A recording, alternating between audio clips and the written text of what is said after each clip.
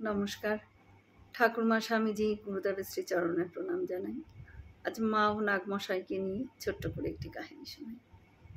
নাগমহাশয় একবার একখানি ময়লা জীর্ণ বস্ত্র পরিয়া নিজেদের গাছের আম এক ঝুড়ি মাথায় লইয়া শ্রী শ্রী মায়ের বাটিতে উপস্থিত হইলেন। আমগুলো খুবই ভালো মিষ্টি ছিল। মায়ের বাটিতে আসিয়া তিনি ঝুড়ি মাথায় করিয়া ঘুরিয়া বেড়াইতে লাগিলেন।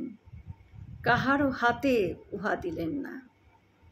তাহার মনের ভাব ছিল মাকে বসাইয়া নিজ হস্তে তিনি খাওয়াইবেন। অবশেষে স্বামী যোগানন্দজি খবর পাঠাইলেন মাকে। মা বললেন যে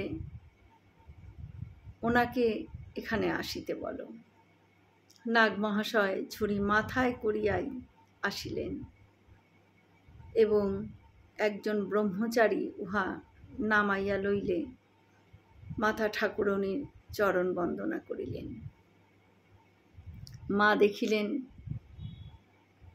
নাগমহাশয় পুরো বেহুশ, মুখে শ্রী শ্রী ঠাকুরের নাম আর মা মা রব, আর বক্ষ নয়ন জলে ভাসিয়া যাইতেছে। তখন ঠাকুরের পূজাও হয় নাই। আমগুলি কাটিয়া ঠাকুরকে ভোগ দেওয়া হইল। মা একখানা শালপাতা লইয়া উহাতে কিছু প্রসাদ তুলিয়া দিয়া তিনি নাগমহাশয়কে বললেন, খাও বাবা। কিন্তু কে খাইবে? তাহার দেহজ্ঞানই ছিল না, হাত যেন অবশ। শ্রী শ্রীমা তাহার হাত ধরিয়া অনেক করিয়া খাইতে বলিলে তিনি খাইলেন না। শুধু এক টুকরো আম লইয়া মাথায় ঘষিতে লাগিলেন।